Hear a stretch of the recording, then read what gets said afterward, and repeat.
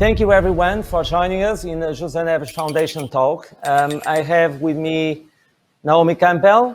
It's a great honor to be with her. She needs no introduction. She is a model, an actress, a businesswoman, but most importantly, a wonderful human being and a great philanthropist. And it's with great pleasure and honor that I welcome Naomi. So, hi Naomi, how are you? Hi Jose, thank you so much for such a lovely introduction. Thank you. I wanted to, everyone knows you, obviously as a model, and everyone knows also your extensive career and incredible achievements, but not many people know in full extent all the things, the myriad things you have been doing in terms of philanthropy. And I know, for example, you are very close to the Nelson Mandela Foundation. You're a member of one of their charities. How did your philanthropy work start, and in particular your work with Nelson Mandela and the Mandela Foundation? So it started in '93. I never heard of this word philanthropy before, and I was a judge on Miss World competition with a bunch of wonderful people: Lord Lichfield, Lord Snowden, Iman, Blair Underwood. I say Blair Underwood because Blair Underwood took me while in South Africa to an ANC secret meeting.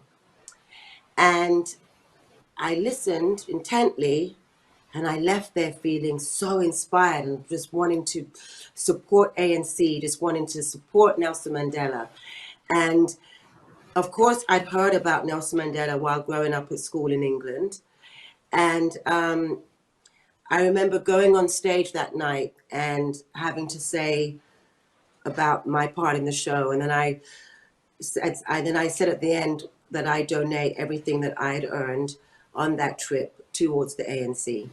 And right when I got off the stage, I got a phone call from Nelson Mandela's foundation saying to me, would I like to leave from there tomorrow, the next day, and fly to Pretoria, Johannesburg, to meet President Nelson Mandela. And I was, well, of course I said yes. I was thrilled. I'd seen him one time before from afar when he came to New York in 1990, when he was released from jail. And all I remember was this incredible, beautiful aura of light. And so off I went, and who accompanied me on that trip was the great and late Herb Ritts. And so off we went, and it was magical to meet him. And I remained, and he remained, we remained entwined in each other's lives until he died in 2013. And it was a very beautiful grandfather-granddaughter relationship. I learned so much from him. I still continue to learn from him because things come back to me all the time, of things that he would say to me. And I feel the importance of him, President Nelson Mandela, even more now than ever before, in the sense of dealing with quarantine and being confined and isolated. I think about how he must have felt to be 27 years confined and isolated, and came out still a non-judgmental, human, humble being.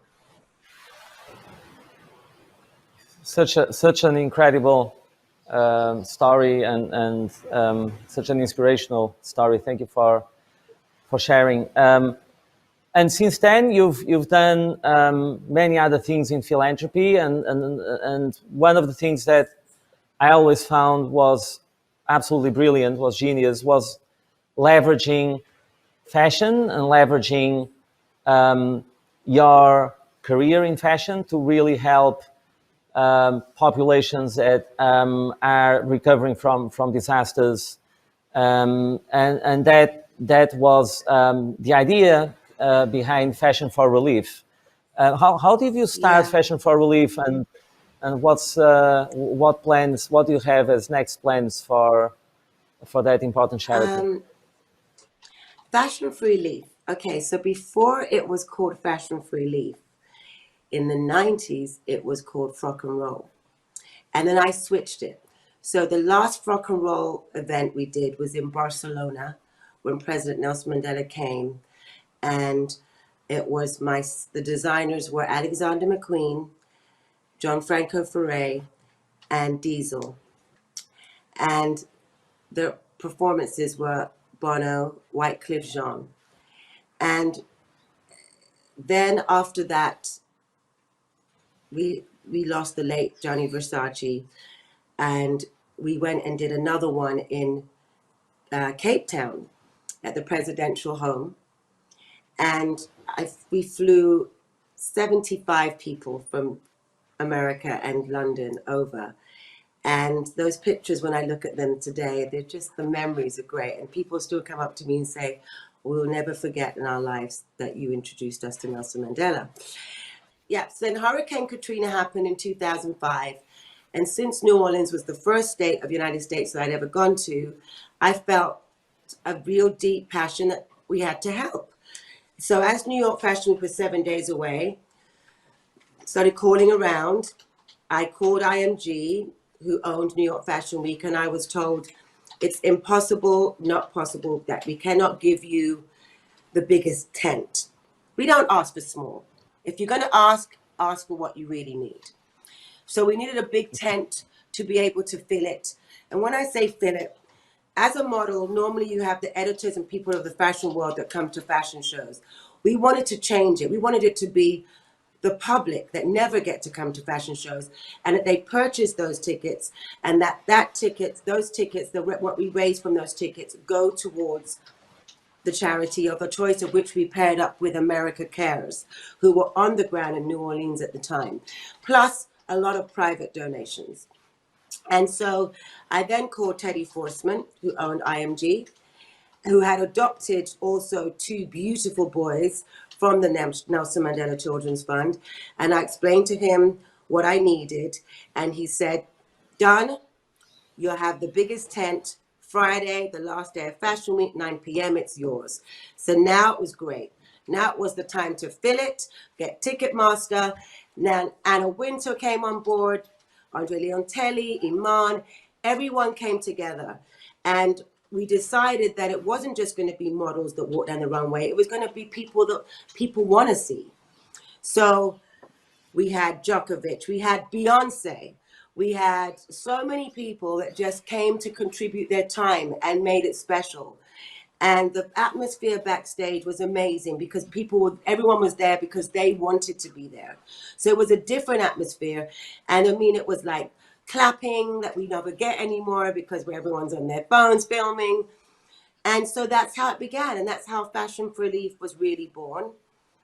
And the concept started from that. And it's continued in being in the focus of disaster relief, emergency, teaming up with other foundation and organizations that are on the ground that can give immediate relief.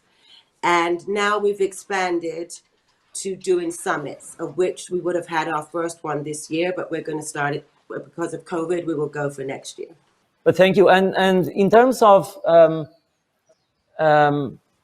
what's happening in the world now, and how you're seeing it, and what is going to be the focus for you in terms of your philanthropy work? Is there any ideas or anything you want to raise awareness to those that are on the other side It's of very simple for me. the camera? It's very simple, Jose. It's education. Education is key. It's teaching skills to the next generation, reaching the globe, not when they say global and they miss out the continent of Africa, India. It's really reaching to those amazing places which are the emerging markets of today. And it's teaching them skills, it's embracing them, it's giving the culture a seat at the table, instead of having to have this misappropriation all the time and misunderstandings. And so that's where my focus is. It's helping those that never get the platform to show themselves and get the opportunity. So that's where I'm at. How do you see the role of education in this current, digital society and digital skills in particular? I mean, tech is, it's going far. I mean, you've got Facebook now that want to do connectivity in the African continent of the 54 countries. It's definitely what it's about today. But at the same time I'm saying this to you, there are children, when they say about homeschooling, there are children that cannot homeschool because they don't have an access to a computer. And 100%. there are, which is, yes, we take these things for granted. There are children that do not have Wi-Fi or access to Wi-Fi. So we need to find a way that all these children and next generation are be able to reached and to be connected so that they can have an education. Because as you know, in some of these emerging markets, some people don't have a home, but they have a phone. And through that phone, they can learn. But it's really, for me, saddens me to know when you hear about homeschooling, that some kids can't. And in this past quarantine that we've had, how many thousands of kids did not get to have teachings, did not get to continue with their education? Thousands. They'll never say, but it's thousands around the world. 100%, 100% around the world, with no exception, in rich and obviously even, a more stark situation in poorer countries. And this is something, like you say, that we take for granted. And thank you for raising awareness of that as well. I'm optimistic about the future. I feel what we're going through, we have to go through this. This reset is absolutely needed. We just didn't think it would be in this way. We didn't see this coming. We have to be humbled by this, more compassionate toward each other, more sharing, more giving to the right things. But all of this doesn't just happen without a reason. So I look at this as a positive. It's a learning of time to be patient with oneself, to reflect, to do all the things that you wanted to do for yourself, whether it's therapy, working on yourself, improving yourself spiritually, to be spiritually connected. It's so important. I feel I like that I don't have to be saying, oh, I need to be somewhere.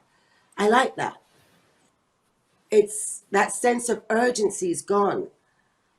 And that's important because we were going too fast and not having time to appreciate the things that we've been blessed to have. And so that for me is a message of importance. I'm grateful. I know I've been blessed and I know I have to share.